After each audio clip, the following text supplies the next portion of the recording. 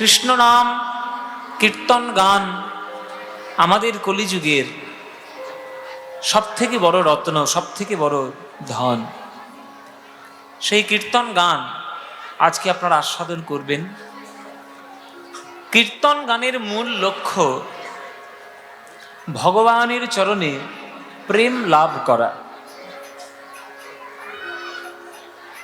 কিছু কিছু জিনিস আস্তে প্রচণ্ড কথা হচ্ছে, মায়েদের কাছে বলবো, মায়েরা কথা বন্ধ করুন। এত কষ্ট করে এত সুন্দর সুসজ্জিত একটি আসর বর্নান গ্রামের কর্তৃপক্ষ বৃন্দগণ, মন্দির কর্তৃপক্ষ বৃন্দগণ তারা তৈরি করেছে। 3 ঘন্টা এখানে আমরা কীর্তন গান আস্বাদন করব। 365 দিন আপনারা সারা বছর সংসারে কথা বলেন, অন্তত 3 ঘন্টা এখানে চুপচাপ করে একটু শুনুন। যে কথাগুলো বলবো এই কথাগুলো আমার কথা নয়, শাস্ত্রের কথা, মহাজনদের কথা। যতটা শুনে যতটা জীবনে অ্যাপ্লাই করতে পারবেন ততটাই আপনার জীবনে লাভ হবে। সুতরাং যতক্ষণ কীর্তনের আসরের মধ্যে থাকবেন কথা না বলে শুধু কথাগুলো শুনবেন, শুনে শুনে নিজের জীবনে একটু সেগুলোকে ব্যবহার করার চেষ্টা করবেন। কীর্তন শোনার মূল উদ্দেশ্য আমাদের কি? বর্তমানে কীর্তন শোনার মূল উদ্দেশ্য বিভিন্ন জায়গায় বিভিন্ন রকম হয়ে গেছে। এখন এই ডিজিটালাইজেশনের জন্য প্রত্যেকের হাতে হাতে মোবাইল এসে আর সবার হাতে হাতে ইউটিউব নামক একটা সংস্থা এসে কীর্তনকে ঘরে ঘরে পৌঁছে দিয়েছে। এটা একটা ভালো দিক বটে, এটা একটা ভালো দিক বটে, এটা খারাপ নয়। কিন্তু এই এত ডিজিটালাইজেশনের যুগে, এত সোশ্যাল মিডিয়ার যুগে নিজেদের আমরা একটু ভাইরাল করার জন্য, নিজেদের একটু জনপ্রিয়তা অর্জন করার জন্য আমরা বিষয়টিকে নষ্ট করে ফেলছি বেশিরভাগ ক্ষেত্রে। বর্তমানে আপনারা ফেসবুক, ইউটিউব যা কীর্তন আপনারা পাবেন, যা কীর্তন পাবেন আপনারা, বেশিরভাগ কীর্তনে আপনারা শুধুমাত্র নাচ গান আর উল্টোপাল্টা ব্যাখ্যা, তত্ত্ব, উল্টোপাল্টা অশালীন কথা, সেই সমস্ত দিয়ে শুধুমাত্র মনোরঞ্জন করার চেষ্টা চলছে। সেটা আসল কীর্তন নয়। আপনারা রুদ্রেশ্বর মহাদেবের চরণে আজকের বসেছেন, আজকের আপনাদের এইখান থেকে শিক্ষা নিয়ে যাওয়া উচিত যে প্রকৃত কীর্তন কাকে বলে। যেটা ভেজাল কীর্তন সেটা কখনো মানুষের মনের উপকারিতায় লাগবে না। যেটা প্রকৃত কীর্তন সেটাই মানুষের জীবনের উন্নতির ক্ষেত্রে কাজে লাগবে। তাই আপনারা যখন কীর্তন শুনতে বসেছেন, আমার দায়িত্ব, আমার কর্তব্য যে আপনাদেরকে সঠিক কীর্তনটা শোনানো। কোনো ভেজাল কীর্তন আপনাদেরকে শোনানো আমারও উদ্দেশ্য নয়। সুতরাং যতক্ষণ কীর্তনটা আসলে শুনে বসছেন, শুনছেন, প্রাণ ভরে মন প্রাণ দিয়ে পদাবলী কীর্তন, সাহিত্য, সঙ্গীত, সুর, তাল, ছন্দ, লয়, এই সমস্ত কিছু দিয়ে কীর্তন হবে, সেগুলোকেই আপনাদের শোনা উচিত, সেগুলোই আপনাদের শোনাবো। প্রথম তত্ত্ব হচ্ছে যে কীর্তন শুনে আমাদের কি লাভ হয়। কীর্তন শোনার মূল উদ্দেশ্য কি? কীর্তন শোনার মূল উদ্দেশ্য হচ্ছে ভগবানের চরণের প্রতি প্রেম লাভ করা। কিছু কিছু বিষয়, কিছু কিছু জিনিসের উপর বর্তায়।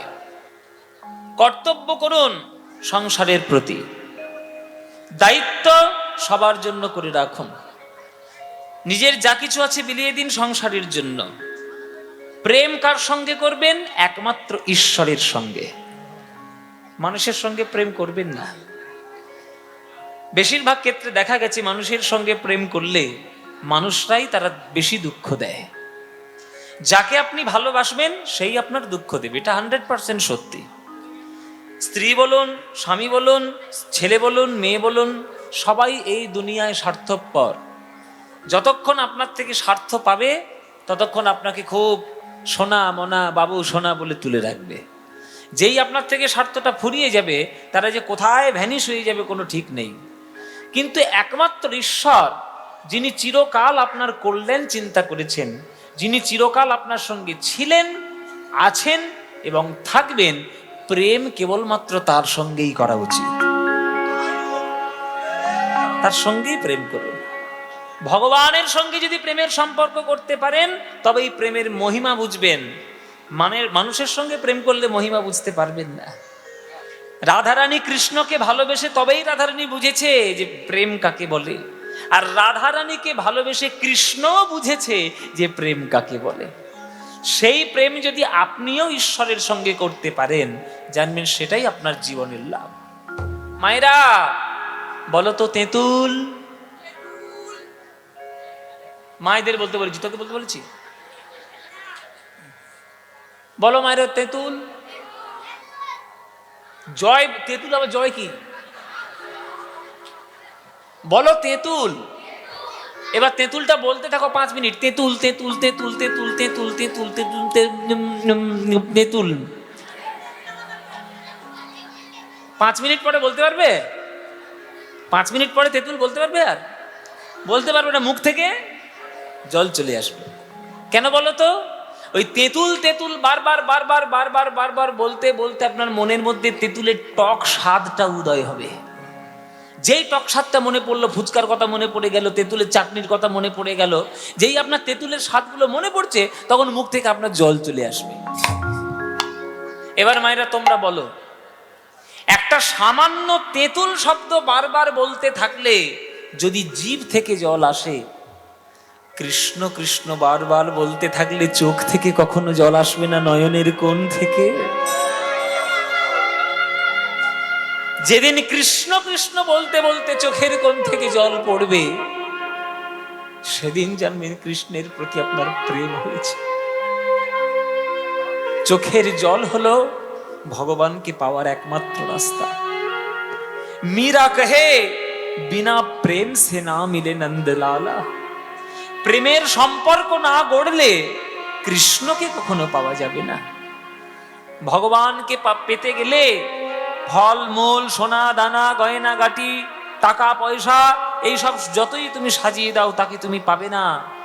যদি সত্যি তাকে পেতে চাও, হৃদয়ের মধ্যে ভালোবাসার ডালি নিয়ে তার চরণে চলে যাও। কৃষ্ণ পরিষ্কার বলেছে গীতায়, পত্রাং পুষ্পাং ফলং তোয়ং ইয়ো মে ভক্তা প্রযচ্ছতি তদহং ভক্তি উপরিতমস্মামি প্রজাত্মনঃ। কে আমায় একটা পাতা দেবে, কে একটা ফুল দেবে, ফল দেবে, আমি দেখবো না। যখন কোনো ভক্ত আমায় ডাকতে আসবে, আমি শুধু দেখে নেব, যখন সে আমায় ডাকছে তার নয়নের কোণে আমার জন্য 2 ফোঁটা জল আছে কিনা। যদি জল থাকে তবেই আমি তার। তাই চোখের জল দিয়ে যদি ভগবানকে 2 ফোঁটা চোখের জল দিয়ে ডাকতে পারেন, ওই গোলক থেকে ভগবান আপনাকেই জড়িয়ে ধরার জন্য ছুটে আসবে। তাই প্রেম ছাড়া ভগবানকে পাওয়ার রাস্তা নেই। আমি শুধু কৃষ্ণের জন্য বলছি না মায়েরা, আপনি যাকে ভালোবাসেন, যে ভগবানকে আপনি ভালো মনে করেন, আপনি যদি শিবকেও ভালোবাসেন, শিবকে ভালোবেসে সতী তার বাবার বাড়িতে বাবার কথা শোনেনি, প্রাণ ত্যাগ করেছে। ভালোবেসে শিব ঠাকুর সেই সতীর দেহকে নিয়ে স্মৃতির নিয়ে বেরিয়েছে, সেইখান থেকে 51 পীঠের উৎপত্তি হয়েছে। সেই সতী আবার নতুন করে হিমালয়ের ঘরে জন্ম নিয়ে পার্বতী রূপে আবার সে শিব ঠাকুরকেই পেয়েছে। এইটা হচ্ছে প্রেম। যেখানে শুধু ত্যাগ আর সমর্পণ থাকে, সেখানেই প্রেমের মূল সম্বন্ধ বোঝা যায়। আর যেখানে শুধু চাওয়ার সম্পর্ক থাকে, তুমি আমায় কতটা দিতে পারলে, সেখানে ব্যবসা হয়, সেখানে ভালোবাসা হয় না। এই কৃষ্ণকে যদি আপনি ভালোবাসেন, শুধু ভালোবাসার জন্য ভালোবাসুন, কিছু পাওয়ার জন্য ভালোবাসবেন না। পাওয়ার জন্য ভালোবাসলে প্রেমের মহিমা বুঝবেন না, আর প্রেমের মহিমা না বুঝলে তাকে কখনো পাওয়া যাবে না। ওই জন্যই তো গান লিখেছে কবিরা, ভালোবাসার গান লিখেছে। যে ভালোবাসার গানে মন প্রাণ শীতল হয়ে যায়, সেই গান লিখেছে কবিরা। সখী ভাবনা কাহারে বলে, সখী যাতনা কাহারে বলে, তোমরা যে কে বলি যাতনা মন। এই যে আবার শুরু করেছে গন্ডগোল। এই যে তোমরা এখানে যারা গান শুনছো, মায়েরা বাবারা সবাইকে বলছি, শিব ঠাকুরের মন্দিরের প্রতিষ্ঠা উপলক্ষে বসেছো কীর্তন শুনতে, মিথ্যা কথা একদম বলবে না। এখানে বসে সারাদিন যজ্ঞ হয়েছে, এইখানটায় যজ্ঞ ভূমি এই জায়গাটা, সুতরাং মিথ্যা কথা একদম বলবে না, মিথ্যা কথা একদম বলবে না। বলে এখানে যারা যারা গান শুনছো কারা কারা প্রেম করেছো হাত তোলো। কারা কারা প্রেম করেছো? সবাই মনে মনে ভাবছে হাত তুলবো কি তুলবো না, তুলবো কি তুলবো না, বাবরে বাপ। আরে বাবা, প্রেমই তো করেছো, ডাকাতি করেছো কি? তাহলে বলতে তো ভয় কিসে? আশাজির গান আছে না, বেশ করেছি প্রেম করেছি করবোই তো। তা আমি প্রেম করবো কি তোমায় বলে কয়ে করবো? তা মায়েরা মনে মনে ভাবছি বাবা এ আবার কিসের প্রশ্ন, আমি প্রেম করেছি কিনা তোমাকে বলবো নাকি? আমি প্রেম করতেই পারি, আমি একটাও করতে পারি, 10টাও করতে পারি, আমি যা পারি প্রেম করি। তোমার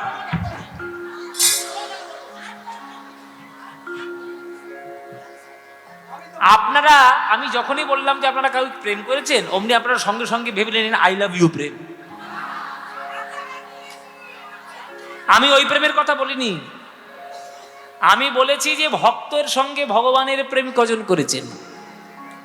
কেউ করেননি। আপনারা প্রেম জানেনই না, আপনারা প্রেম জানি না। যদি প্রেম জানতাম তাহলে মন্দিরে মন্দিরে গিয়ে মাথা ঠুকে আর নিজের জন্য শুধু চেয়ে নিয়ে আসতাম না। ভগবান আমায় গাড়ি দাও, বাড়ি দাও, সোনা দাও, পয়সা দাও, মান দাও, সম্মান দাও, ছেলে দাও, মেয়ে দাও, চাকরি দাও, ব্যবসা দাও। যারা যারা ভগবানের কাছে মন্দিরে গিয়ে এইরকম করে প্রার্থনা করে নিজের জন্য কাঁড়ি কাঁড়ি চেয়ে নিয়ে আসেন, আপনারা প্রেম কিচ্ছু জানেন না, আপনারা ভগবানের সঙ্গে ব্যবসা করতে শিখেছেন। ভগবান তুমি আমায় দাও, তাহলে তোমায় আমি পুজো দেব।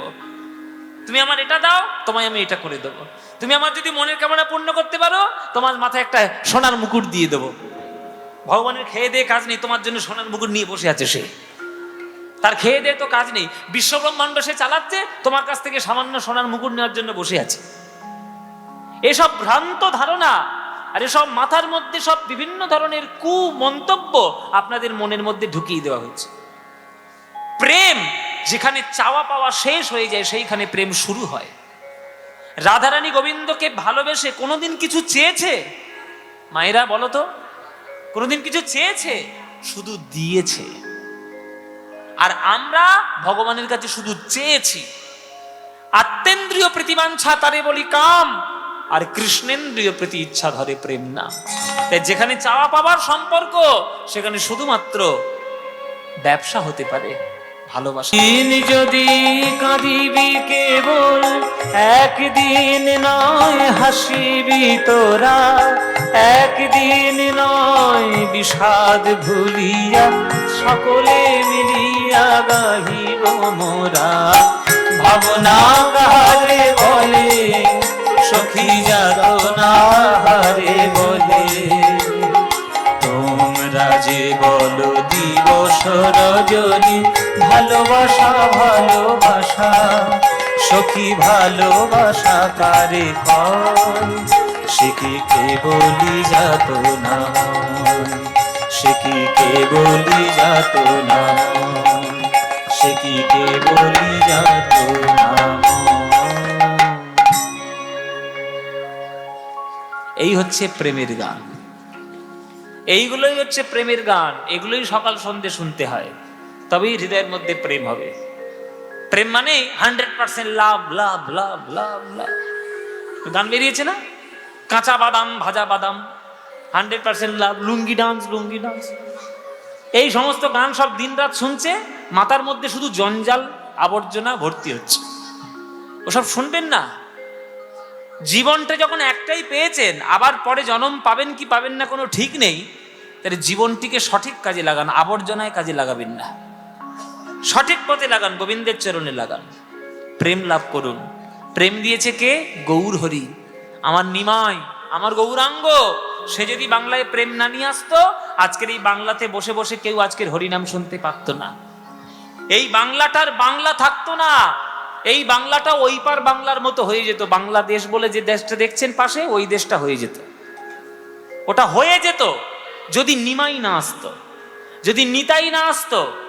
ওই যে ওই দেশটায় খবর পড়ছেন তো, খবর শুনছেন তো, গান বাজনা করলে সেখানে হারমোনিয়াম পুড়িয়ে দেওয়া হয়, তবলা ভেঙে দেওয়া হয়, গানের স্কুলটাকে পুড়িয়ে ফেলা হয়।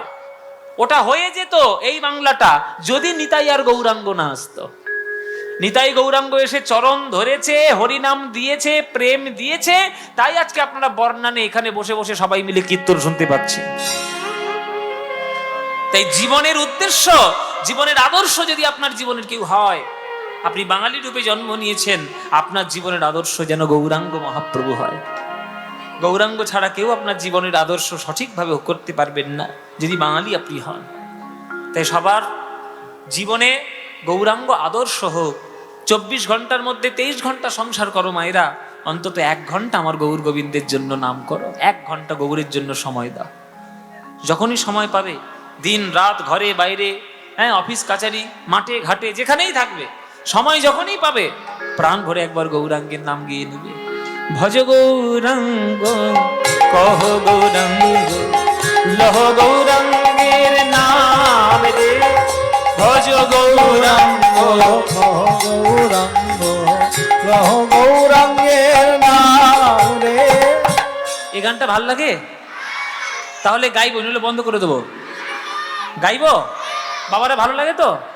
সবার ভাল লাগে? ও মায়েরা ভাল লাগে? সত্যি? সিরিয়ালের দিব্যি তোমাদেরকে আমি হাড়ে হাড়ে চিনি। সন্ধেবেলা গিয়ে কোথায় বসো আমার জানা আছে, টিভির ধারে গিয়ে বসো, ফুলকি, গীতা এলএলবি, হ্যাঁ, ধরি ধরি মনে করি, ওসব কেউ দেখে? ওসব কেউ দেখে? একেবারে জগতের জঞ্জাল জিনিস। প্রত্যেকটা সিরিয়াল, প্রত্যেকটা সংসারে শুধু অশান্তি ধরাতে পারে, আর অন্য কিছু করতে পারে না। শাশুড়ির খাবারে বিষ মাখাবে কি করে, বৌমার গলা টিপে মারবে কি করে, আর নায়ককে ধরে ধরে 10টা করে বিয়ে দেবে কি করে। এছাড়া সিরিয়ালে কি আছে? ওই সব দেখছেন আর জীবনে সর্বনাশ ঘটাচ্ছেন। দেখবেন না, বন্ধ করুন। ওসব বাদ দিয়ে মন্দিরে আসবেন। এখানে এত সুন্দর মন্দির যখন হয়েছে, রোজ সন্ধ্যেবেলায় নিজেরাই এসে কীর্তন করবেন। বলো, কীর্তন বেশি ভালো লাগে না সিরিয়াল?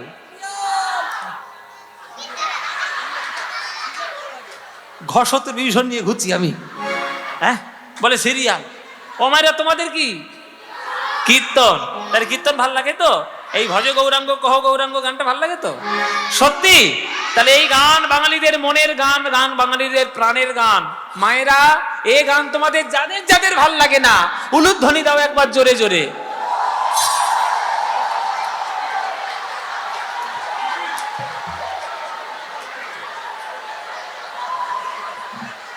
আমি বাড়ি যাব।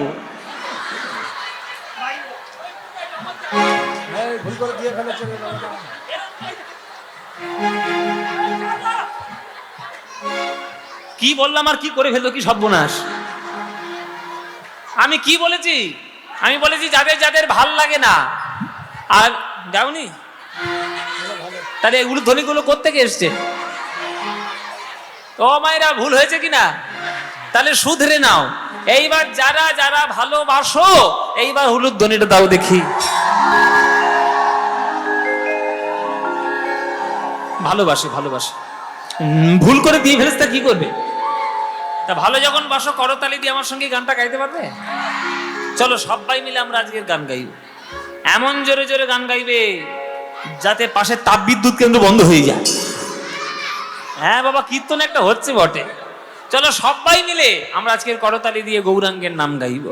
ভজ গৌরাঙ্গ কহ গৌরাঙ্গ লহ গৌরাঙ্গের নাম রে। বলো, ভজ।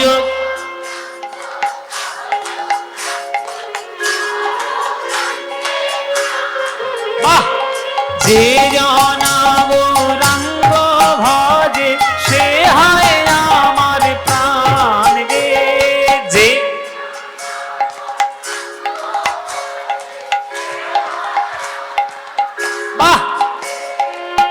প্রভাত কালে হা গৌরাঙ্গ, যে বলে একবার রে।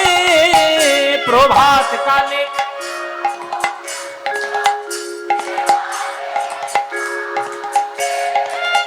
সেই জন আমার হয়, আমি হই তার রে। সেই জন।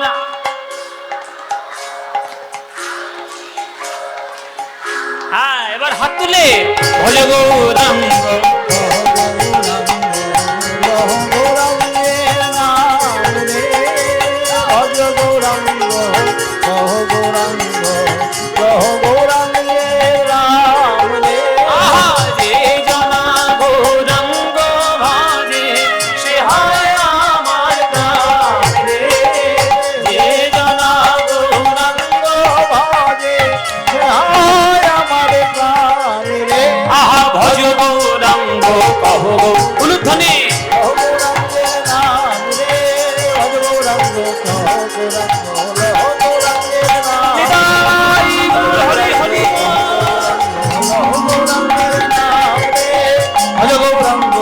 গৌরাঙ্গ রহ গৌরাঙ্গের নাম।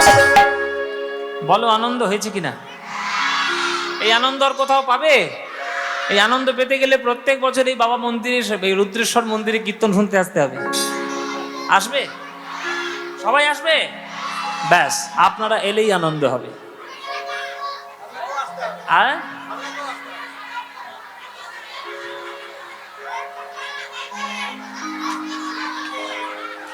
কে যে কি বলছে ভগবান জানে, সবাই চিৎকার করে বলছে।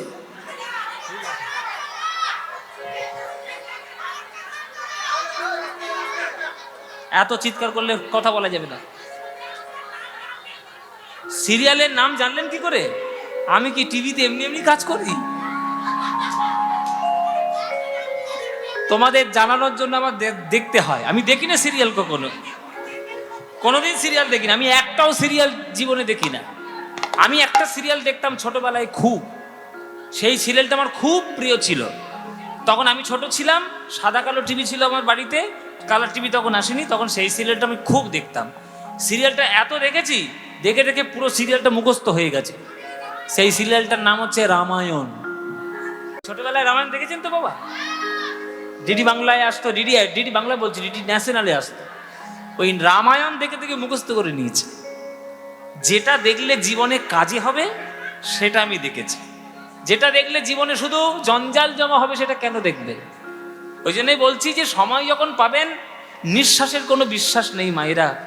আজকের আছেন, কালকে নাও থাকতে পারে। আজকের পদ্মপলাশ আপনাদের সামনে দাঁড়িয়ে গান করছে, আপনারা খুব হাততালি দিচ্ছেন, বলছেন খুব ভালো লাগছে। কালকের পেপারে বেরিয়ে গেল পদ্মপলাশ মরে গেছে। এটা মানতে শিখুন। এই জিভ কেটে না না না বাবা না হবে না, না হবে না, এরকম করবেন না। মানতে শিখুন।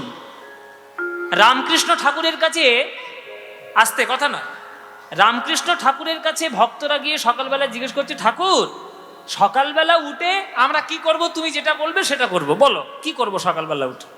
তখন রামকৃষ্ণ ঠাকুর সরাসরি বলে দিলেন, সকাল সকাল উঠে কি করে মরবি তার চিন্তা করবি।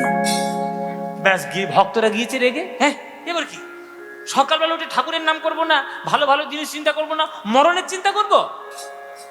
ঠাকুর রামকৃষ্ণ উত্তর দিলেন, কেবলমাত্র মরণের চিন্তাই ঈশ্বরের কাছে টেনে নিয়ে যেতে পারে, বৈরাগ্যের উদয় করাতে পারে। আজকের আপনি যদি জানতে পারেন যে আপনি আর 3 মাস পর মরে যাবেন, আপনার ক্যান্সার হয়েছে, ডাক্তার বলে দিয়েছে স্টেজ 3, আপনার বাঁচার সম্ভাবনা নেই, আপনার মনে ইচ্ছে হবে আপনি একটা 50 কোটি টাকা দামের একটা গাড়ি কিনবেন? মনে হবে যে আমি একটা জমি কিনে যাই, একটা বাড়ি তৈরি করে দিয়ে যাই? তখন কি মনে হবে? যে বাবা, যে 3 মাসটা বেঁচে আছি একটু ভালো করে বাঁচি, একটু আনন্দ ভর্তি করে ঠাকুরের নামটাম ধ্যান করে মানুষের ভালোবেসে একটু আনন্দ করে বেঁচে যাই। তাহলে এই মৃত্যু চিন্তা আপনাকে ঈশ্বরের কাছে অনেকটা এগিয়ে দিল। আর মৃত্যুই হচ্ছে সব থেকে দামি সত্য। কেননা আজকে আমি জন্মেছি যখন, আমাকে মরতে হবেই হবে। কেউ আমরা এখানে অমর হওয়ার জন্য আসেনি। তাই মরণের চিন্তা যদি সকালবেলা করে উঠে করেন বাবা, তাহলে আপনার জীবনে বৈরাগ্যের উদয় হবে। আর বৈরাগ্যের উদয় যদি একবার হয়ে যায়, আপনি ঈশ্বরের সান্নিধ্যে তাড়াতাড়ি চলে আসতে পারবেন। ওই জন্য নিঃশ্বাসকে আপনারা ফাঁকি দেবেন না, ব্যর্থ যেতে দেবেন না। হ্যাঁ, যখনই সময় পাবেন প্রাণ ভরে নাম করবেন। তো চলুন, আজকের আমরা গৌরচন্দ্রিকা আস্বাদন করলাম, এবার আমরা একটু পালা আস্বাদন করবো। একটা লীলা, একটা পালা আজকে আমরা গাইব। কর্তৃপক্ষদের খুব ইচ্ছে যে আজকে যখন রুদ্রেশ্বর মহাদেব শিব ঠাকুরের প্রতিষ্ঠা হয়েছে, তো শিব ঠাকুরের বিষয়ে নিয়েই একটা লীলা করা হোক। তো আজকের আমরা এমন একটা ভক্তের কথা বলবো, যে ভক্তটা শিব ঠাকুরের করুণায় আজ বিশ্ব ব্রহ্মাণ্ডে তার নিজের কীর্তি পতাকা স্থাপন করেছেন। যার গান স্বয়ং মহাপ্রভু আস্বাদন করতেন, গান গাইতেন, তিনি শিব ঠাকুরের করুণায়। আর শিব ঠাকুর মানে শুধুমাত্র ওই একটা ছাই ভস্য মাখা একটা শিবলিঙ্গ নয় বা মায়েরা, শিব ঠাকুরের মতো পরম বৈষ্ণব এই বিশ্ব ব্রহ্মাণ্ডে একজনও নাই। শিব ঠাকুর হচ্ছে শ্রেষ্ঠ বৈষ্ণব। তাই সেই শ্রেষ্ঠ বৈষ্ণবের কৃপায়, কি করে শিব ঠাকুরের কৃপায় আজ আমাদের বিশ্ব মাঝে একজন বিরাট বড় কবির জন্ম হয়ে গেল। আজকে আমরা তার কথা আস্বাদন করব, শিব ঠাকুরের লীলা আস্বাদন করব। আজকে যে ভক্তের কথা বলবো তার নাম হচ্ছে কবি বিদ্যাপতির কথা। কি বললাম মায়েরা? কবি বিদ্যাপতি। এই বিদ্যাপতিকে তার শিব ঠাকুরের করুণা কি করে হলো, কেমন করে শিবের সঙ্গে তার লীলা হলো, তিনি কি করে পদকর্তা হলেন, সব ডিটেলস ঘটনা আজকের আমরা বিস্তারিতভাবে আজকে আমরা আস্বাদন করব, ব্যাখ্যা করব।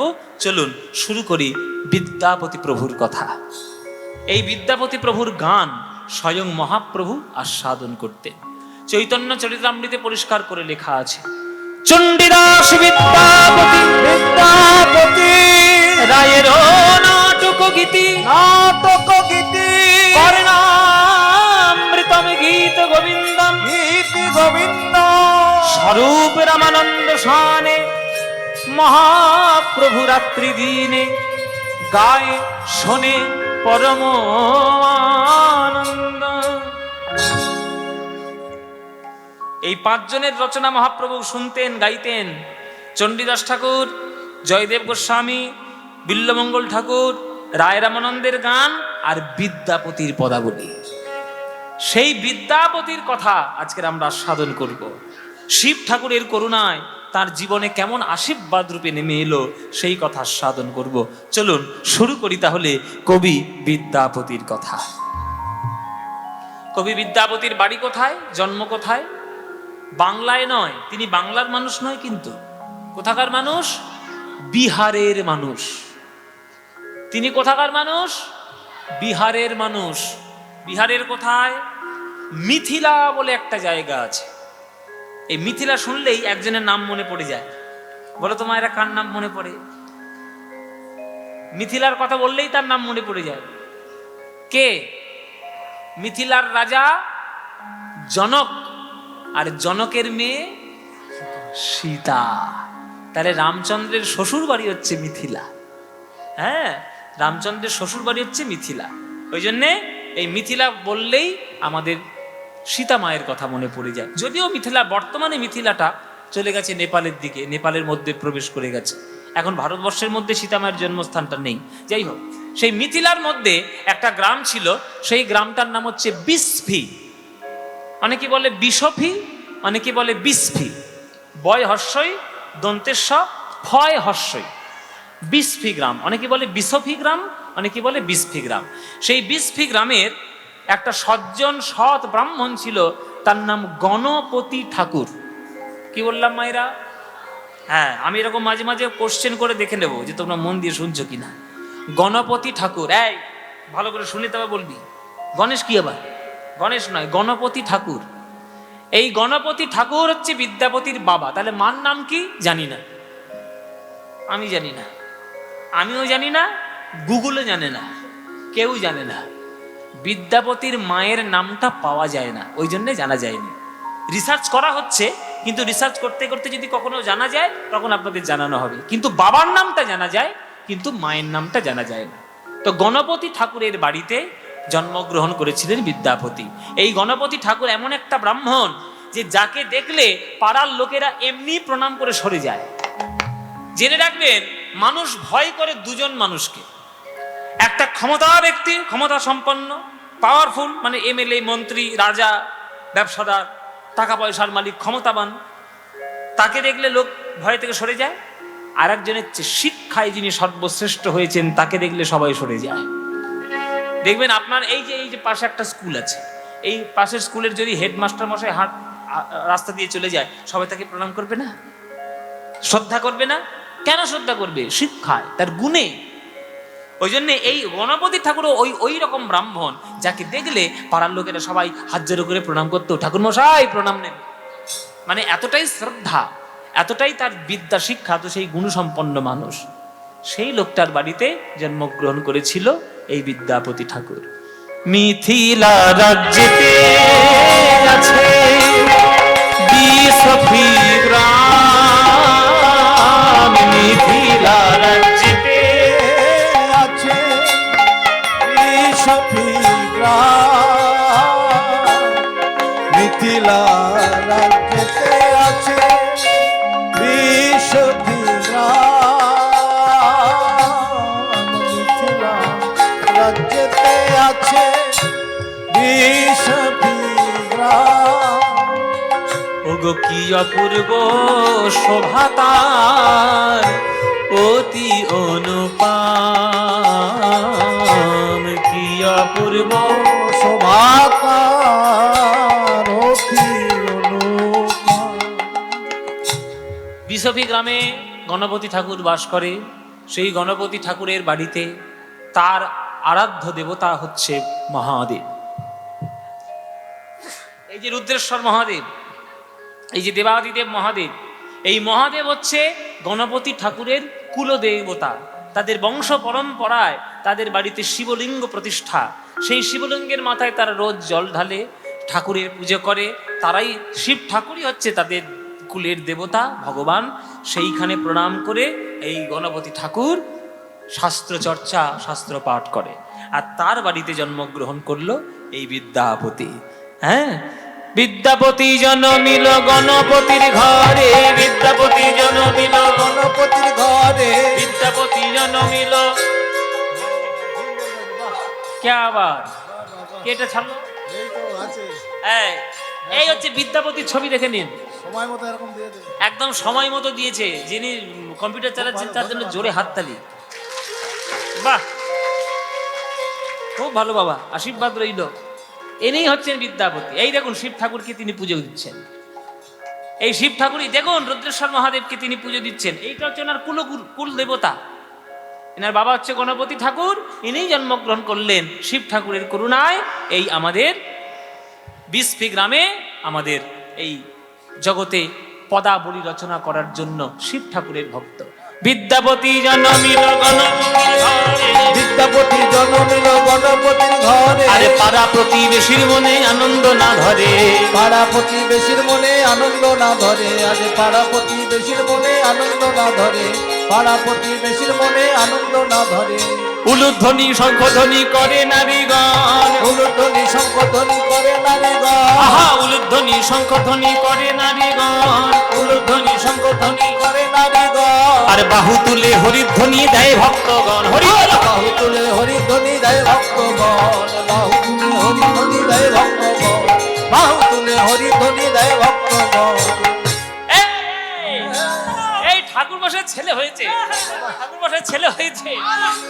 কি আনন্দ! এতদিন আমাদের ঠাকুর মশাইয়ের সন্তান ছিল না, ভাবছিলাম যে আমাদের সর্বনাশ আমাদের দেখবে কে ঠাকুর মশাই যদি চলে যায়।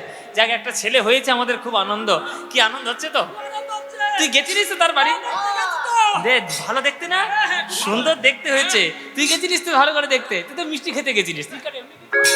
মিষ্টি খেতে গেছে। কম করে খেয়েছিস? ও মায়েরা, হ্যাঁ, বিদ্যাপতি জন্ম নিয়েছে, তোমাদের আনন্দ হচ্ছে? হচ্ছে না আনন্দ? আনন্দ আর ধরে না, আনন্দ আর ধরে না, আনন্দ ধরে না, আনন্দ ধরে না। ওই বিদ্যাপতির জন্ম হেরি আনন্দ আর ধরে না। বিদ্যাপতির জন্ম হেরি আনন্দ আর ধরে না। ওই বিদ্যাপতির জন্ম তারা উলুধ্বনি সবাই করে হরি হরি হরি হরি উলুধ্বনি। সবাই করে বিদ্যাপতির জন্ম হেরে উলুধ্বনি সবাই করে। বিদ্যাপতির জন্ম হেরে উলুধ্বনি সবাই। বিদ্যাপতির জন্ম হেরে উলুধ্বনি সবাই করে। বিদ্যাপতির জন্ম হেরে আনন্দ ধরে না, আনন্দ ধরে না, আনন্দ ধরে না, আনন্দ ধরল না।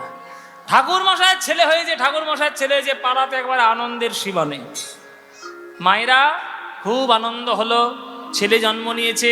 গণপতি ঠাকুর বলল, তোমরা সবাই আশীর্বাদ করে যাও, ছেলেটা যেন মানুষের মতো মানুষ হয়, ঈশ্বরের চরণে যেন মন থাকে। দেখতে দেখতে দেখতে দেখতে 6 মাস বয়স হয়ে গেল। 6 মাস যখন বয়স হয় বাচ্চাদেরকে, আমরা তখন একটা উৎসব করি। সেই 6 মাসের উৎসবের নাম কি? আপনাদের দিকে হয়? মায়ের বলছি, আবার কি কথা, আমাদের দিকে হয় না? মানে সব জায়গায় হয় অন্নপ্রাশন। আপনাদের তো মেদিনীপুরে, এটা কেবলমাত্র মেদিনীপুরেই হয়। এই মেদিনীপুরে আমি বছরে অন্তত 5 থেকে 6টা অনুষ্ঠান করি অন্নপ্রাশনে কীর্তন। মানে অন্নপ্রাশনেও কীর্তন করাচ্ছে। কোন দিন শুধু বিয়ে বাড়িটা বাকি আছে এখনো পর্যন্ত। কারণ বিয়ের সময় গিয়ে যদি কীর্তন করতে পারি বাবা, হ্যাঁ একেবারে হয় তার জীবনটা বরবাদ হবে, নইলে তার ভালো হবে। হ্যাঁ, একজন আবার বলে রেখেছে, বায়না করে রেখেছে বিয়ে কীর্তন করাবে, বলে আমার বিয়ের সময় কীর্তন করাবো। এমন কীর্তন গিয়ে আসবো, হয় সংসার ভাঙবে নইলে গড়বে। জয় নিতাই, যাই হোক, মজা করে বললাম আর কি। তো যাই হোক, এই অন্নপ্রাশনটা হচ্ছে আমাদের হিন্দু সনাতন সংস্কৃতিতে একটা সংস্কার। মায়েরা এই অন্নপ্রাশন কত মাসে হয়? 6 মাসে হয়। 6 মাসে, এটা মেডিকেল সায়েন্স বলছে যে বাচ্চার জন্ম থেকে বাচ্চার 6 মাস বয়স পর্যন্ত কেবল মাত্র মায়ের বুকের দুধ ছাড়া অন্য কিচ্ছু তার যাওয়া চলবে না। এবার 6 মাস যখন তার বয়স হয়ে গেল, এইবার আস্তে আস্তে জগতের খাদ্য খাবারগুলো তার মুখের মধ্যে দেওয়া উচিত, এটা মেডিকেল সায়েন্স বলছে। এবার আমাদের সংস্কারে সেটাই রয়েছে, 6 মাস বয়স হলে অন্নপ্রাশন হয়। তা শুভ অন্নপ্রাশন অনুষ্ঠান, এখন তো আবার শুভ অন্নপ্রাশন লেখে না, এখন আবার লেখে রাইস সেরেমনি। কি লেখে? Rice ceremony. কত ঢং, ঢং দেখে আর বাঁচি নেই। কেন, বাঙালি ছেলে হয়েছে তো, অন্নপ্রাশন বলতে কি হয়? কার্ডে লিখেছে রাইস সেরিমনি। বিদেশিরা জীবনে রাইস সেরিমনি করে? ওদের অন্নপ্রাশন অনুষ্ঠান আছে নাকি? জীবনে নেই। কিন্তু তোমরা বিদেশিদের সবাই পাশ্চাত্য শিক্ষায় শিক্ষিত হচ্ছে, হলে হবে না। তো বিদ্যাপতির অন্নপ্রাশন অনুষ্ঠান হচ্ছে, সব পাড়ার লোকেরা নিমন্ত্রণ করেছে গণপতি ঠাকুর। এবার এসে সবাই আনন্দ করে তাদের আশীর্বাদ করতে এসছে। এই একটা বড়, এরকম বড় একটা পিতলের থালা, বড় একটা কাঁসার থালা। ও মায়েরা, তোমাদের এদিকে হয়? ওই থালার মধ্যে মাটি, তারপরে সোনা, টাকা, ধান, বই রেখে আর ছেলের কাছে দিয়ে দেওয়া হয় না? সে ছেলে যেটা জড়িয়ে ধরে বলে বড় হলে নাকি সেটাই হবে। এটা একটা বিশ্বাস, হ্যাঁ, এটা একটা বিশ্বাস। তো এটা হয় না, মানে এদিকে অনুষ্ঠান হয়। তো এবার বড় থালাতে করে বিদ্যাপতির বাবারা, মানে তার পরিবারের লোকেরা, ওই একদিকে ভাগবত রেখেছে, একদিকে মাটি রেখেছে, সোনা রেখেছে, কলম রেখেছে, ধান রেখেছে, নানান কিছু জিনিস রেখেছে, নিয়ে সেইটা এরকম করে ওই বাচ্চাটার দিকে এগিয়ে দিচ্ছে। আপনারা জানতে পারলে অবাক হয়ে যাবেন, যতবার এই থালাটা নিয়ে বিদ্যাপতির দিকে এগিয়ে দিচ্ছে, বিদ্যাপতি টাকা ছুঁইল না, সোনা ছুঁইল না, মাটি ছুঁল না, ধান ছুঁল না, ওই শ্রীমদ্ ভাগবতের উপরে গিয়ে ঝাঁপিয়ে গিয়ে পড়ছে। শ্রীমদ্ ভাগবতের উপর ঝাঁপিয়ে গিয়ে পড়ছে। আর এরকম একবার হলো না, 3 বার হলো। 3 বারই থালাটা টেনে আবার দেওয়া হলো, 3 বার ঝাঁপিয়ে পড়েছে ভাগবতের উপর। এইটা দেখে আর ব্রাহ্মণ বৈষ্ণবদের মনে কি আনন্দ! ওরে গণপতি, ভাগ্য করে ছেলে পেয়েছিস বাবা। তোর ছেলে টাকা ছিল না, সোনা ছিল না, ধান ছিল না, কিছুই নিল না। যতবারই এগিয়ে দেওয়া হলো ততবার শ্রীমদ্ ভাগবতকে বুকে জড়িয়ে ধরল। যার জন্মাবার সঙ্গে সঙ্গেই ভাগবতের প্রতি এত মন, বিদ্যার প্রতি যার এত আশা, বিদ্যার প্রতি যার এত ইচ্ছা, তার কি আর সামান্য নাম রাখলে চলে? আজ থেকে আমরা সবাই মিলে তোর ছেলেকে নাম দিয়ে গেলাম বিদ্যাপতি। অন্নপ্রাশনের সময় বিদ্যাকেই আপন করে ধরে নিয়েছে বুকে আঁকড়ে, তাই নাম দেওয়া হলো তার বিদ্যাপতি। সেই বিদ্যাপতি বাবার আশীর্বাদে ধীরে ধীরে ধীরে ধীরে বড় হচ্ছে। আস্তে আস্তে আস্তে আস্তে 7 বছর 8 বছর এরকম বয়স হয়ে যাচ্ছে। এবার পণ্ডিতের বাড়িতে থাকলে সে তো পণ্ডিতই হবে। মায়েরা দেখছে একদিন সকালে এসে তার বাবা মন্দিরে পুজো করছে। আস্তে আস্তে আস্তে বাবা মন্দিরে পুজো করছে তার বাবা। এই যে শিবলিঙ্গ, শিবলিঙ্গের মাথার উপর তিনি, তার বাবা মানে গণপতি ঠাকুর, বিল্লপত্র দিচ্ছেন, গঙ্গা জল দিচ্ছেন, দুধ দিচ্ছেন, তাকে সুন্দর করে স্নান করিয়ে তাকে পুজো করছে। আর বিদ্যাপতি বাচ্চা ছেলে তো এরকম করে দেখছে, করে দেখছে, বাচ্চা ছেলে। ও বাবা, বাবা বলো বিদ্যাপতি, এই তুমি পাথরের মাথার উপর, এরকম কালো পাথরের মাথার উপর কি দিচ্ছ? জল, দুধ, পাতা। বিদ্যাপতি, এতদিন পড়াশোনা শিখে তুমি এই শিখেছো? ইনি হচ্ছেন আমাদের কুলদেবতা, ইনি আমাদের কুলের ভগবান। একে কখনো কালো পাথর, সাধারণ পাথর বলে মনে করবে না বাবা। ইনি হচ্ছেন জগতের রুদ্র শক্তি, জগতের প্রলয়ঙ্কর শক্তি, জগতের সংহার কর্তা, জগতের সর্বশ্রেষ্ঠ বৈষ্ণব রুদ্রেশ্বর। এই হচ্ছে দেবাদি দেব মহাদেব। ইনি হলেন আমার জীবনের আদর্শ, ইনি হলেন তোমার জীবনের আরাধ্য। বিদ্যাপতি, তোমাকে আমি আশীর্বাদ করে তোমাকে আমি আদর্শ দিয়ে গেলাম। তোমার জীবনের লক্ষ্য হলো শিব ঠাকুরের করুণা লাভ করা। যদি করতে পারো তবেই তোমার জীবন ধন্য হবে।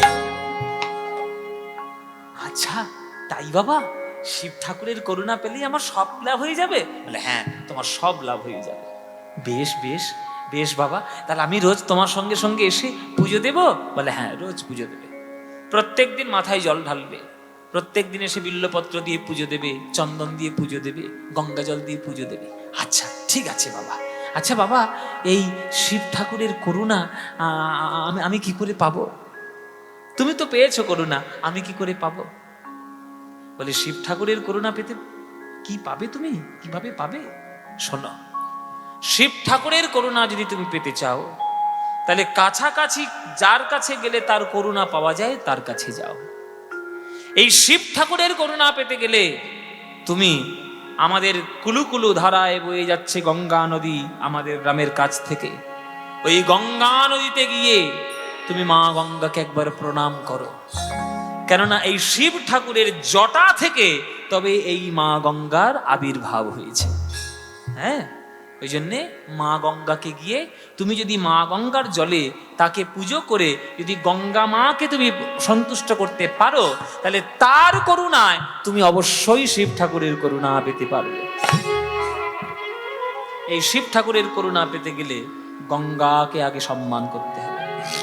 আপনাদের সামনে বা আমাদের এই মেদিনীপুরের কাছ দিয়েই বয়ে যাচ্ছে মা গঙ্গা। এখানে যদিও দামোদর রয়েছে, না দামোদর নয়, রূপনারায়ণ। রূপনারায়ণ গিয়ে আস্তে আস্তে গিয়ে ওখানে মিশেছে, তারপরে গঙ্গা হয়ে সেটা গঙ্গা সাগরে চলে যাচ্ছে। এই যে মা গঙ্গা, আমাদের পতিত পাবনী সুরধনী গঙ্গা, এই গঙ্গা মা শিব ঠাকুরের জটা থেকে প্রকাশিত হয়েছে। এই মা গঙ্গার জন্ম বৃত্তান্ত আপনারা জানেন? এখানে যারা গান শুনছেন, আমি প্রথমেই বলেছি যে কীর্তন শোনা মানে শুধু নাচ গান নয়, কীর্তন শোনা মানে শিক্ষা। শিক্ষাগুলো নিয়ে নিন। এই মা গঙ্গার উৎপত্তি কি করে হলো জানেন আপনারা? যদি না জানেন তাহলে গল্পটা বলতে পারি, যদি শুনতে চান তাহলেই বলবো, নইলে বলবো বাবা। গঙ্গার উৎপত্তি বলি, চলুন গঙ্গার উৎপত্তি শুনুন। মায়েরা মন দিয়ে শুনবেন। দেবর্ষি নারদ নারায়ণ নারায়ণ করে যিনি বীণা যন্ত্র বাজান, তার মনে মনে একদিন উদয় হলো যে আমি একটু রাগ রাগিনী গাইব। এবার বীণা যন্ত্র ধরে উল্টো পাল্টা রাগ রাগিনী এমন গেয়েছে, সে রাগ রাগিনী এতটাই উল্টো পাল্টা ভাবে ব্যবহৃত হয়েছে যে রাগ রাগিনীদের শরীর খারাপ হয়ে বসে আছে। গন্ধর্ব লোকে তাদের সব শরীর খারাপ হয়ে গেছে, কারোর হাত ভেঙে গেছে, কারোর ঘাড় ভেঙে গেছে, কারোর এরকম হয়ে গেছে, পঙ্গু হয়ে গেছে। তারা গন্ধর্ব লোকে তারা ত্রাহিমাম ত্রাহিমাম করছে। নারদ গিয়ে বলছে, তোমাদের দশা করলো কে? তোমাদের এই অবস্থা কে করেছে? তখন সেই রাগরাগিনী বলছে, যে বলছে সেই করেছে। তার মানে বলে আপনিই করেছেন, আপনি উল্টো পাল্টা আমাদেরকে ব্যবহার করেছেন বিনা যন্ত্রে, তাই আমাদের অসুস্থ হয়ে আমরা সব বসে আছি। বলে তাহলে তোমাদের সারানোর উপায় কি? বলে আমাদেরকে যদি কেউ আবার নতুন করে গাইতে পারে, যদি শুদ্ধভাবে গাইতে পারে, তবেই আমরা সুস্থ হয়ে উঠব। বলে সেরকম গায়ককে, তাহলে আমি আরেকবার গাই? বলে থাক, একবার গেয়েছেন তাতেই আমাদের হাত পা ভেঙে অবস্থা খারাপ, আরেকবার গাইলে মরেই যাব। আপনার গাইতে হবে না, আপনি গাইতে পারবেন না, আপনি সঠিক রাগরাগিনী জানেন না। তাহলে কে জানে? বলে বিশ্ব ব্রহ্মাণ্ডে একমাত্র সঠিক রাগরাগিনী যিনি জানেন, তিনি হচ্ছেন দেবাদিদেব মহাদেব। দেবাদিদেব মহাদেব তিনি কেবলমাত্র আসল গান জানেন, তাই তিনি যদি আমাদের নতুন করে গাইতে পারেন, আমরা আবার সুস্থ হয়ে যাব। নারদ চলল শিব ঠাকুরের কাছে, মামা মামা, আমি উল্টো পাল্টা গান গেয়ে রাগরাগিনীদের শরীর খারাপ করে ফেলেছি মামা, তুমি একটু সঠিকভাবে গান গাও, তবে তারা সুস্থ হবে। শিব ঠাকুর বলছে, নারদ আমি গান গাইতে পারি, কিন্তু শ্রোতা না হলে কি আর গান গাওয়া যায়? আমার শ্রোতা কই? নারদ বলছে, কেন আমি না হয় শুনবো? দূর বেটা, তুই আমার গান শুনবি? বেরো এখান থেকে, তোরে আমার গান শোনার মতো যোগ্যতা এখনো হয়নি। তাহলে কে তোমার শ্রোতা? বলে আমার বিশ্ব ব্রহ্মাণ্ডে দুটো শ্রোতা রয়েছে। কে? একটা বিষ্ণু লোকের বিষ্ণু, একটা ব্রহ্মলোকের ব্রহ্মা। ব্রহ্মা আর বিষ্ণু ছাড়া আর কেউ আমার গান শোনার যোগ্য নয়। চলে গেল নারদ বিষ্ণু লোকে, ভগবান বিষ্ণুর কাছে, প্রভু শিব ঠাকুর কৈলাসে গান গাইবে, আপনি একবার দেখবেন চলুন, আপনি একবার শুনবেন চলুন। হ্যাঁ, চলে গেল বিষ্ণু লোকে। বিষ্ণু বলছি, বাবা শিব ঠাকুর গান গাইবে, আমি যাবো না? সঙ্গে সঙ্গে যাব বলে চলে গেলেন। শিব ঠাকুরের গান শুনতে বিষ্ণু এলেন, ব্রহ্মলোকে গিয়ে ব্রহ্মাকে নিমন্ত্রণ করছে, বাবা আপনি চলুন, শিব ঠাকুর গান গাইবে, আপনি একবার শুনবেন, চলুন। ব্রহ্মলোকের ব্রহ্মা চলে এলো। ব্রহ্মা বিষ্ণু বসলেন আজকের ওই সামনে, শিব ঠাকুরের সামনে। মায়েরা, এমন গান ধরেছে শিব ঠাকুর ব্রহ্মা বিষ্ণুকে পেয়ে, সারা বিশ্ব ব্রহ্মাণ্ড যেন একেবারে গলে যাচ্ছে, বিশ্ব ব্রহ্মাণ্ড যেন এবার গোলে বিগলিত হয়ে যাবে, এমন গান ধরেছে শিব ঠাকুর কৈলাসে। শিব ঠাকুরের গান শুনে থরথর করে কাঁপতে শুরু করলো ভগবান শ্রী বিষ্ণু, অঙ্গ ঘামতে শুরু করলো, বিন্দু বিন্দু অঙ্গ জল বিগলিত হয়ে বিষ্ণুর অঙ্গ প্রবাহিত হয়ে চরণ তল থেকে বিন্দু বিন্দু ঝরে পড়ছে। ওই চরণ তলে জন্মগ্রহণ করলেন বিশ্ব ব্রহ্মাণ্ডের মা জননী গঙ্গা। বিষ্ণুর পদকমলে জন্মগ্রহণ। এই যে চরণ কমল থেকে বিন্দু বিন্দু জল পড়ছে, এটা কেউ দেখতে পায়নি, দেখতে পেয়েছে ব্রহ্মা। তা ব্রহ্মা কি করলো বাবা? সঙ্গে সঙ্গে নিজের কমণ্ডলটা নিয়ে গিয়ে আর ভগবান বিষ্ণুর চরণ তলায় দিতে দিল। এই যে যতক্ষণ বিষ্ণু গান শুনলেন আর তার অঙ্গ বিগলিত জল প্রবাহিত হলো, ওই চরণ থেকে সেই জল গেল ব্রহ্মার কমল। এই হচ্ছে গঙ্গার জন্ম, বিষ্ণুর চরণ থেকে। তাহলে বিষ্ণুর চরণে জন্ম, আশ্রয়স্থল কোথায় হলো? ব্রহ্মার কমণ্ডল। এইবার কালের গতিতে সগর রাজার 100 পুত্রকে ভস্ম করে দিয়েছে কপিল মুনি। এই যে গঙ্গাসাগরের কপিল মুনি, কেননা ঘোড়া, যজ্ঞের ঘোড়া বেঁধে দিয়েছিল কপিল মুনির আশ্রমে ইন্দ্র বদমাইশি করে, আর সেটা খুঁজতে খুঁজতে সগর রাজার ছেলেটা এখানে এসেছিল।